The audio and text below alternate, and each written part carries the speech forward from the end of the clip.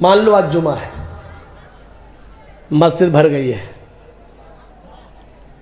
शनिचर को मस्जिद खाली थी, इतवार को और कम लोग हो गए थे। वो दिनों के हिसाब से होता है। शनिचर को तो जुमे के दिन असर में कुछ ज़्यादा लोग हो जाएंगे, मगरिब में भी पाक रहते हैं ना, नहाए धोए रहते हैं, तो मस्जिद भी नमाजियों की तादाद बढ़ जाती है। अब जैसी सैटरडे लगा 8-10 कम हो गए, क्यों? अब वो पाक ही नहीं रहे। और मंगल बुध होते होते बिल्कुल मस्जिद में एक सफ़ भी नहीं रहती है, 5-6 आदमी। कभी किसी किसी मस्जिद का तो हाल ये है कि मौज़िन ही अजान देता, मौज़िन ही नमाज़ पढ़ लेता। जरजीत साहब आपके गांव में आए जुमा पढ़ाने के लिए, देखा मस्जिद भरी पड़ी है, तिल रखने की जगह नहीं मिली। शनिचर को मस्जिद खाली थी, इतवार को खाली थी, पीर सोम को खाली थी, मंगल को खाली थी, बुध को नहीं आए।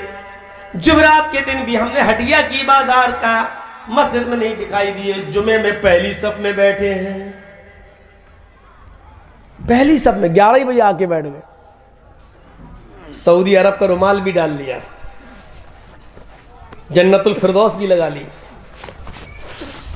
आगे बैठे हैं। जर्जी साहब खुतबा दे रहे हैं, देखो आगे बैठे। ये तो कल तो दिखा नहीं था, परसों भी नहीं दिखा, ये आज आगे। माशाल्लाह बड़ी हिदायत। जर्जी साहब ने नमाज जुमा पढ़ाया और जुमा पढ़ाने के बाद आगे बैठे हुए एक आदमी से पूछ लिया, माशाल्लाह आज तो आप अगली सब में आए थे, कल तो नहीं दिखे थे, परसों भी नहीं दिखे, पूरा हफ्ता नहीं आए, आज? वली साहब आज जुमा है। क्या है? आज जुमा है। अच्छा अच्छा अच्छा अच्छा, जुमा है, मतलब जुमे को अल्लाह ताला देखता है, बकिया दिन नहीं देखता है। नहीं ऐसी बात नहीं है। फिर आज जुमा है, उसके मुंह से जुमे ही निकल। अच्छा अच्छा अच्छा अच्छा, मतलब ये है कि जुमे के दिन नमाज पढ़ के इतना सवाब मिल जाता है कि फिर पूरे हफ्ते ना हो तो चलेगा, पूरे हफ्ते का कवर हो जाता है। अरे नहीं मौलाना, ऐसी बात नहीं, पढ़ना तो और भी दिन चाहिए। तो क्यों नहीं पढ़े थे? नहीं। तो आज क्यों आ गए हो? आज जुमा है। अरे वही तो मैं पूछना चाह रहा हूं, आज जुमा है तो आज क्यों आए हो? इसका मतलब अल्लाह ताला सिर्फ जुमे ही को देखता है, बकिया दिन नऊजुबिल्ला अंधा हो जाता है क्या? अरे नहीं मौलाना, कैसी बात कर रहे हो? आज नहाए धोए हैं, आज चले क्यों? आज बहुत अच्छा दिन था। ओ बकिया दिन खराब है? नहीं यार मौलाना, नहीं यार, मुझे समझाओ यार, मेरी समझ में नहीं आ रहा, आज क्यों आए हो? जुमा है तो क्या मतलब है? मतलब जुमे ही के दिन अल्लाह ताला सवाब देता, बकिया दिन अगर आओगे तो गुनाह पड़ेगा? नहीं ऐसी बात भी नहीं। फिर मुझे बताओ क्या बात है? अल्लाह ताला क्या सिर्फ ये कहता जुमे शनिचर को नहीं रोज पढ़ना चाहिए? फिर क्या बात? अरे मौलाना साहब, अगर जुमे के दिन भी अब आ रहा है सही बात पर, अरे मौलाना नहीं आना चाहिए तो जुमे के दिन? अरे नहीं यार, जुमे के दिन नमाज नहीं पढ़ेंगे तो गांव वाले कहेंगे बड़ा कमीना, देखो जुमे तक की नमाज नहीं पढ़ता है। अरे तो इतनी देर से हमें क्यों पागल बना रहे हो? जुमा है जुमा है जुमा। ये कहो ना कि मोहल्ले वालों के डर से और गांव वालों के डर से आया हूं, ताकि वो ये ना कहे तुमने दिमाग खराब करके रख दिया मेरा, जुमा है। वही तो मैं कहूं कि जुमा है, जुमा क्या मतलब? ये कहो ना कि जुमे के दिन भी अगर हम नमाज नहीं पढ़ेंगे तो गांव वाले ही कहेंगे बहुत बड़ा कमीना। तो आपने अल्लाह के लिए कहां जुमा पढ़ा? आपने तो गांव वालों के डर से और गांव वालों के ये न कहने की वजह से आपने नमाज पढ़ी। ये आपका जुमा बेकार, ये इबादत बेकार, क्योंकि आपने गांव वालों के डर से पढ़ी। अब जुमा भी बेकार गया आपका। हफ्ते में एक दिन की नमाज पढ़ रहे हैं वो भी बेकार, वो भी गांव वालों के डर से। मन सल्ला युराई फक़द अशरक, जिसने लोगों को दिखाने के लिए नमाज पढ़ी उसने शिर्क किया, हदीस है, साफ है। ये जुमा भी मेरे लिए शिर्क हो जाएगा, क्योंकि हमने अल्लाह के लिए नहीं गांव वालों के लिए पढ़ा है। हमने जो रुकू किया है वो अल्लाह के लिए नहीं गांव वालों के लिए किया है। जो सजदा कर रहे हैं वो अल्लाह के सामने नहीं गांव वालों के सामने कर रहे हैं। ये जुमा भी शिर्क हो जाएगा। इबादत को समझने की कोशिश करो, इबादत है क्या चीज? हफ्ते में एक दिन हम नमाज पढ़ने जा रहे हैं जुमे की, वो भी वो गांव वालों के डर से जा रहे हैं। ये है नियत। हम ना तो इबादत सही कर रहे हैं, ना अल्लाह के बंदे ही सही से बने हुए हैं, ना हम उसको माबूदी सही तरीके से जान रहे हैं, ना हम अब्द ही ठीक है, ना आबिद ही ठीक है, ना इबादत ही हमारी ठीक है, ना हम अपने माबूद का हक भी पूरी तरीके से अदा कर रहे हैं। है क्या हमारे पास? हम इबादत से आज हट नहीं रहे, सिर्फ इबादत पर हमारी तकरीर हो रही है। मुझे बताइए तो कहां है ये हमारे पास? अब इबादत भी है तो कैसी है? अल्लाह अकबर। सामने घड़ी भी लगी हुई है,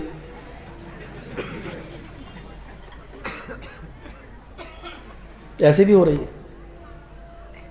थोड़ा सा मच्छर बैठ, ये भी हो रही है। ताबईन के वाक़यात पढ़िए, तज़किरतुल हुफ़्फ़ाज़ पढ़िए अल्लामा शमसुद्दीन ज़हबी की, जिनके पैर खराब हो जाते थे और डॉक्टर कहता था हकीम कि तुम्हारा पैर काटा जाएगा।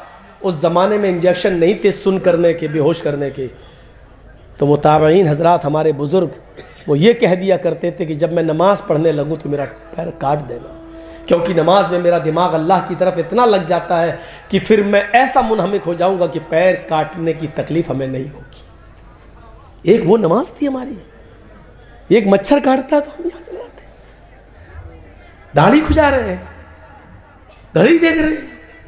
ये इबादतों का हाल हमने किया। हम नमाज पढ़ रहे हैं और फिर कह रहे हैं हमारे ऊपर आफतें आ रही, हमारे ऊपर मुसीबतें आ रही।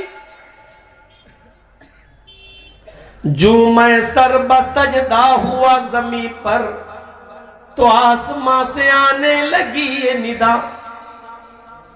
जो मैं सर बसजदा हुआ जमीन पर तो आसमां से आने लगी ये निदा। तेरा दिल तो है सनम आशना, तुझे क्या मिलेगा नमाज में। मेरे बंदे तू नमाज में मुझसे मांग रहा है अल्लाहुम्मा ग़फ़िरली वरहमनी वहदनी वाफ़िनी वरज़ुक़नी। मेरे बंदे तू मुझसे दुआ मांग रहा है इहदिना सिरातल मुस्तक़ीम सिरातल लज़ीना अनअमता अलैहिम। लेकिन मेरे बंदे मैं तुझे दूं तो कहां से दूं तो कैसे दूं। जो मैं सर बसजदा हुआ जमीन पर तो आसमां से आने लगी ये सदा। तेरा दिल तो है सनम आशना, तुझे क्या मिलेगा नमाज में। तेरा दिल तो नमाज में अपनी दुकानों पे लगा हुआ है। तेरा दिल नमाज में अपने बेटे के हॉस्पिटल में एडमिट होने पे लगा हुआ है। तेरा दिल नमाज में जल्दी से मस्जिद से बाहर जाकर अपनी फैक्ट्री में जाऊं और अपने मजदूरों को देखूं काम कर रहे हैं या नहीं। तेरा दिल तो वहां लगा है। तू मस्जिद में नमाज पढ़ता है, तेरा दिल खेत में लगा है। तेरा दिल धान और गेहूं और चावल में लगा हुआ है। शायर उसी को कहता है जो मैं सर बसजदा हुआ जमीन पर तो आसमां से आने लगी ये निदा। तेरा दिल तो है सनम आशना, तुझे क्या मिलेगा नमाज में। ओ मेरे बंदे मैं तुझे दूं तो कहां से दूं, कैसे दूं। तेरा दिमाग, तेरा जहन, तेरा दिल मेरी तरफ है ही नहीं। वो नमाजें नहीं चाहिए अल्लाह को, ऐसे सजदे नहीं चाहिए अल्लाह को। सजदा तो वो चाहिए जो इब्राहिम अलैहिस्सलाम ने किया था। सजदा तो वो था, वो होता है जिसे अल्लामा इकबाल ने कहा वो एक सजदा रूह ज़मीं जिससे कांप जाती थी। वो एक सजदा रूह ज़मीं जिससे कांप जाती थी। उसी को तरसते हैं आज मिंबरों मेहराब। उस सजदे की जरूरत है मस्जिद के जमीन पर, मिट्टी पर, सादा जमीन पर अपनी पेशानी को रखकर सुभान रब्बियल आला कहने की, सुब्बुहुन कुद्दूसुन रब्बुल मलाइकति वर्रूह कहने की, सुब्हानक अल्लाहुम्मा रब्बना व बिहम्दिका अल्लाहुम्मा ग़फ़िरली। ये सब रुकू की दुआएं हैं और सजदे की दुआएं हैं। ये सजदा वो है जब जमीन पे पड़ता है तो जमीन की रूह कांप जाती है। रूह जमीन जिस सजदे से कांप जाए, जमीन की रूह जिस सजदे से कांप जाए, अर्श वाले का अर्श हिल जाए कि वाकई मेरे बंदे ने दिल से अपनी गुलामी का इकरार कर लिया, अपनी नाक जमीन पर रगड़ दी और इस बात का इकरार कर लिया कि अल्लाह मैंने अपनी नाक जमीन की मिट्टी पर रगड़ के तेरे सामने जिल्लत का इजहार कर दिया है, इंसल्ट कर ली मैंने। आय अल्लाह अजीज तेरी जात है, जलील मैं हूं। आय अल्लाह देख तेरे सामने मैंने अपनी नाक को रगड़ लिया है, मिट्टी मेरी नाक पे रगड़ी हुई है। आय अल्लाह मैं बहुत जलील हूं, इतना कमतर तेरा बंदा तेरा गुलाम हूं कि जमीन से ऊपर नहीं हूं, और हम में और तुझ में इतना ही फर्क है कि मैं जमीन से ऊपर नहीं हूं और तू आसमान की बुलंदियों से नीचे ही नहीं है। ऐ अल्लाह, मेरा तेरा कोई मुकाबला ही नहीं है। मैं जमीन की पस्तियों में हूं और तू आसमान की बुलंदियों में। अल्लाह, मेरी हैसियत ये, तेरा मकाम वो है, जब तक ऐसा सजदा नहीं होगा तब तक रूह ज़मीन नहीं कांपेगी, और जब रूह ज़मीन नहीं कांपेगी तो दूसरे सजदों की अल्लाह को जरूरत भी नहीं है। ऐसे सजदे की जरूरत है, वो एक सजदा रूह ज़मीन जिससे कांप जाती है, उसी को तरसते हैं आज मिंबर व महराब। उस सजदे की जरूरत है, ये चोरों वाले सजदे की नहीं। सुभान रब्बिल आला, सुभान रब्बिल आला, सुभान रब्बिल, अल्लाह अकबर, अल्लाह अकबर। इस कौवे की चोंचों की ज़रूरत नहीं है। सजदे में जा रहे हो तो एहसास होना चाहिए। सजदे में गए तो पहले नाक फिर माथा, जब सजदे से उठ रहे हैं तो पहले माथा और फिर नाक, ये उठाइए। जाएं तो पहले नाक होनी चाहिए और उठें तो पहले माथा और बाद में नाक, यानी जाते वक्त भी पहले ज़मीन पर नाक हो और उठते वक्त बाद में भी नाक उठे। ये इस बात की दलील है कि अल्लाह, कहते नहीं हम लोग, तेरे बेटे की शादी होगी ना, ले आएगा तू मेरे घर हमें मनाने, नाक रगड़वाऊंगा तुझसे। ये नाक रगड़वाने वाला जुमला समझते हो क्या मतलब? यानी तेरी बेइज्जती करूंगा। क्या मतलब हुआ नाक रगड़वाने का? नाक रगड़ना पड़ेगी तुझे, यानी तुझे मेरे हाथ पैर जोड़ना पड़ेंगे, जलील होना पड़ेगा। अल्लाह कहता तुम नाक रगड़ो, अल्लाह कहता सजदा करो, अल्लाह कहता सजदे में जाओ तो पहले नाक ज़मीन पर हो, उठो तो पहले पेशानी और बाद में नाक, यानी देर में नाक ही उठे। ये रगड़ने का मतलब क्या है? एक बंदा इस बात का एहसास करता क्या है, मेरे परवरदिगार, मैंने तेरे आगे अपने आप को जलील कर लिया है, अजीज तो तू है, जलील तो हम है। और अच्छा लगता है ये नाक रगड़ने का मामला सऊदिया का बादशाह, पाकिस्तान का वजीर आजम और बड़े से बड़े मिनिस्टर और बड़े से बड़े नेताओं को भी करना पड़ता है अगर वो मुसलमान है तो। यानी वो इस बात का इकरार करते हैं, अल्लाह, दुनिया में हम कुछ भी हो सकते हैं, लेकिन तेरे घर में आने के बाद हम बेबस बंदे हैं और हम जलील हैं, अजीज़ तेरी ज़ात है।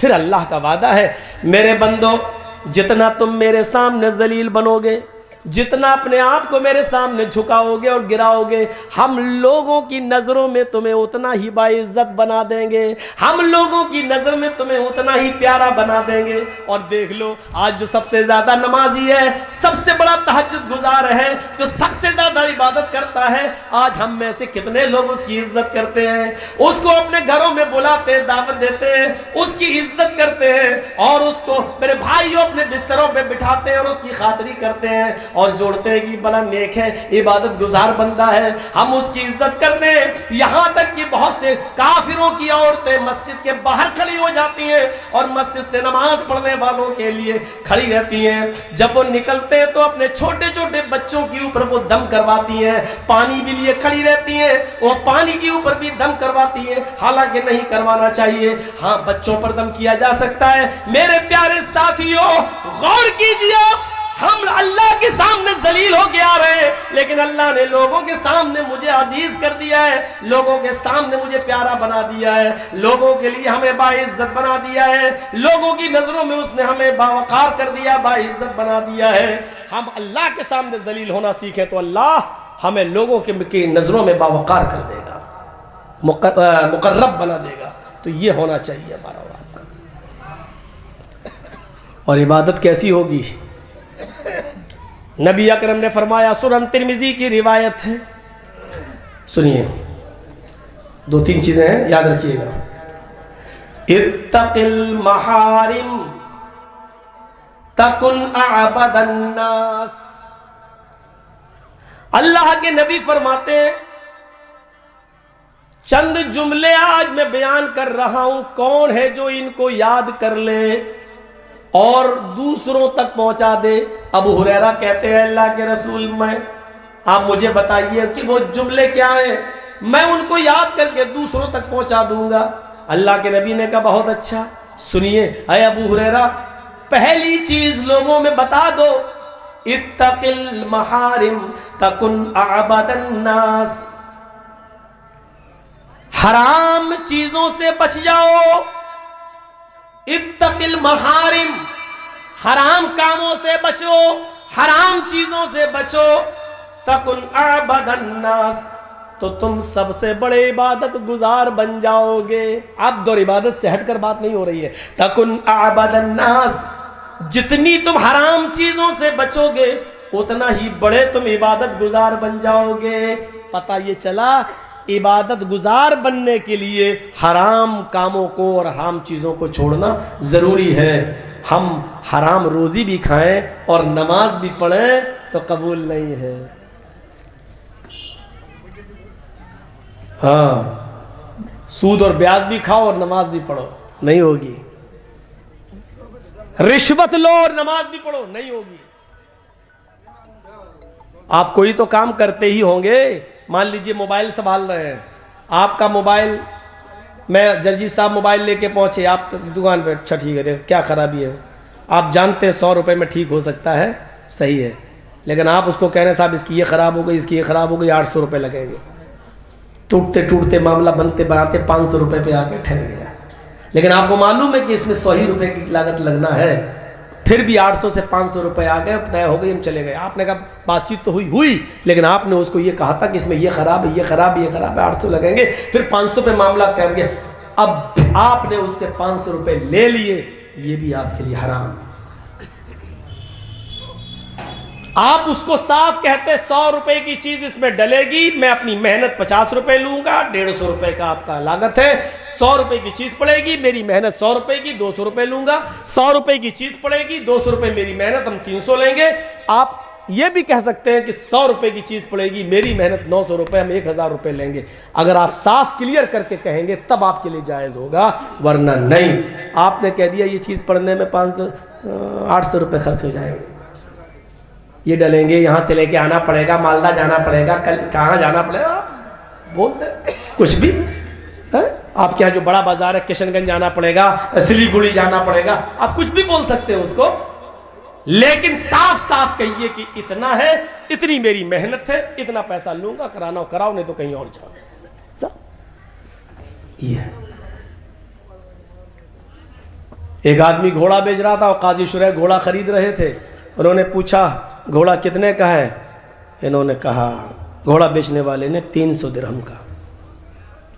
उन्होंने कहा ठीक है लाओ। घोड़े पे बैठ गए, ने चला के देखा, अरे सुनो तुम बहुत सस्ता घोड़ा नहीं दे रहे हो, ये घोड़ा तो बहुत अच्छा घोड़ा है, मैंने चल के देख लिया है। नहीं नहीं नहीं, ये घोड़ा 300 का नहीं है, 400 के लायक है।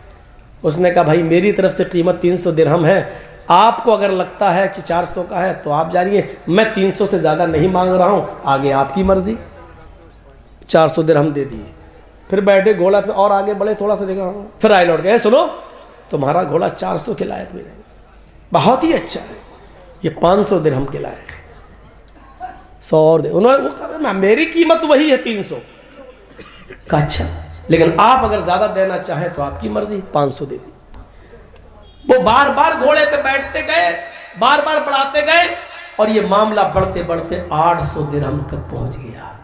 800 दिरहम में तय हुआ, फिर वो घोड़ा लेके चले गए। 2 दिन के बाद पता ये चला कि वो आदमी बहुत ही मजबूरी में घोड़ा बेच रहा था, इसलिए उसने मजबूरी में 300 रुपये ही में बिक जाए, मेरा काम बन जाए। ये 2 दिन के बाद पता चला काजी शुरैह को। काजी शुरैह ने 2 रकात नफिल नमाज पढ़ के अल्लाह से दुआ कि अल्लाह मैंने किसी की मजबूरी का फ़ायदा नहीं उठाया, मुझे लगा उसका घोड़ा 300 से ज़्यादा का था तो मैंने 800 दिरहम दे दिए। अल्लाह आज मुझे पता चला है कि उसकी कीमत वो मजबूरी में बेच रहा था।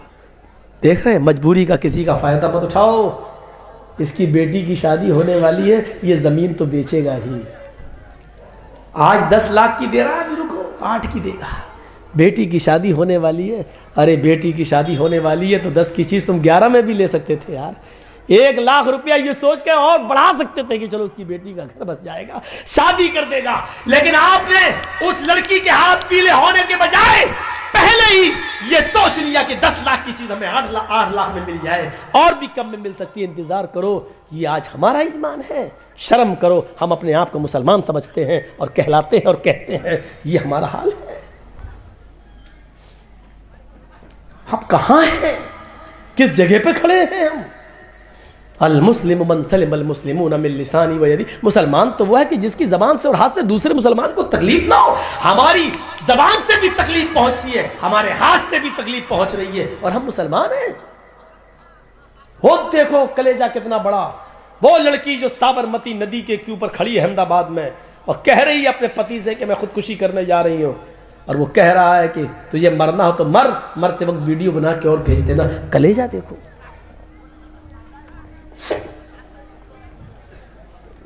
कहाँ है हिंदू भाई ने बताइए तो। यार आप 1-1.5 घंटा हो गया इबादत पे बोल रहा हूँ, अब आप कह रहे वेदों के मंत्र पढ़िए। यार इतना अच्छा टॉपिक को आपने पूरा खराब करवा दिया। सोचिए आप हम कहां खड़े हैं।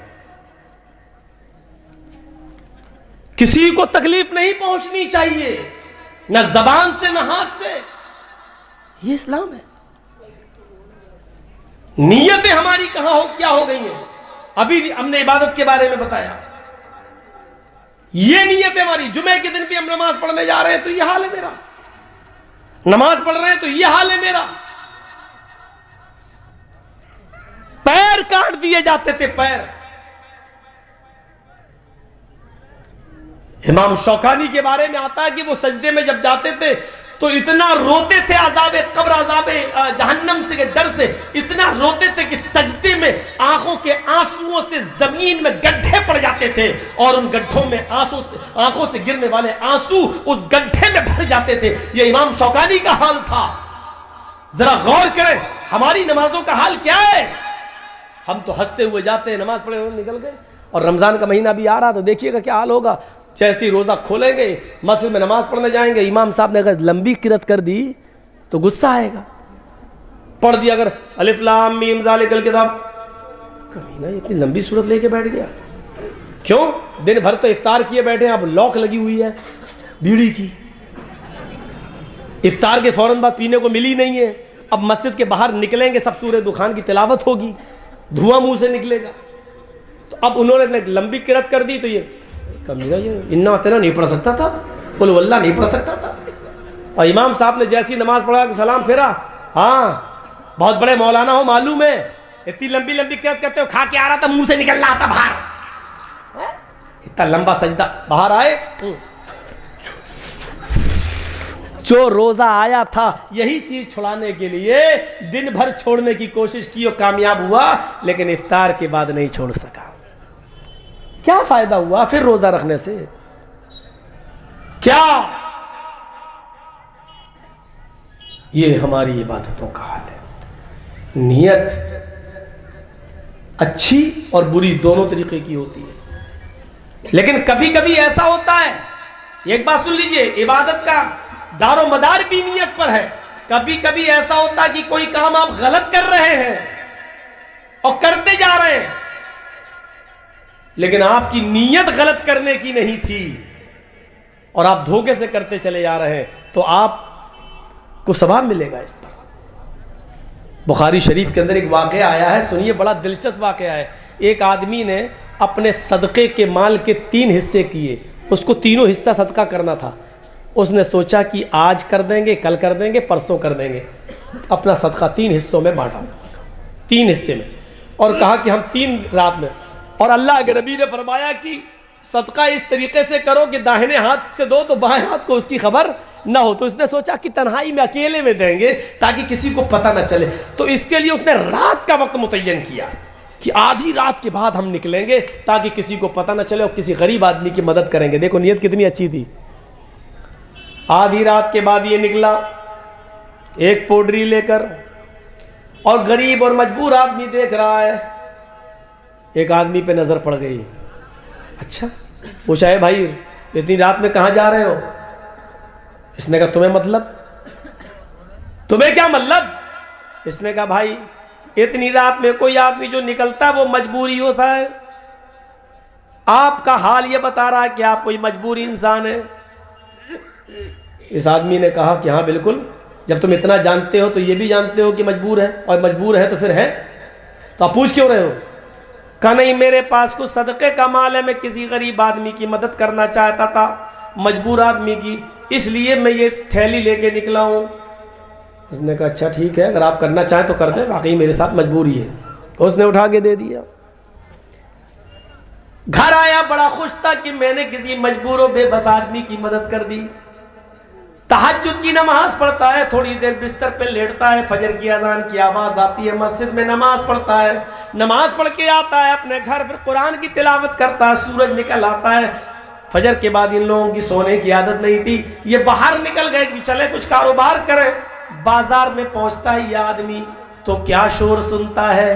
बाजार में पहुंचता, बुखारी शरीफ की हदीस के अल्फाज है, बाजार में पहुंचता है तो शोर सुनता है। लोग इसको बताने लगे, अरे तुम्हें मालूम है आज की रात क्या हुआ? कहा नहीं। कहा अल्लाह का कोई नेक बंदा बेचारा आधी रात के बाद अपने घर से निकला, उसके हाथ में सदके की कोई थैली थी, वो किसी गरीब आदमी की मदद करना चाहता था, किसी मजबूर आदमी की मदद करना चाहता था, लेकिन धोखा खा गया बेचारा। वो अपनी गठरी, वो अपनी पोडरी बजाय किसी गरीब इंसान को, मजबूर को देने के बजाय एक बहुत बड़े अमीर आदमी को दे दिया। वो तो बहुत पैसे वाला आदमी था। इसने कहा अच्छा, ये बताया भी नहीं कि वो मैं था, पोल खुल जाएगी, मैं तो क्यों अपनी नेकी बताऊं। ये घर आया, आकर दुआ करता है कि इलाहुल आलमीन, आए मेरे परवरदिगार, आए मेरे रब, तू अच्छी तरीके से जानता है कि मेरी नीयत गरीब की मदद करने की थी।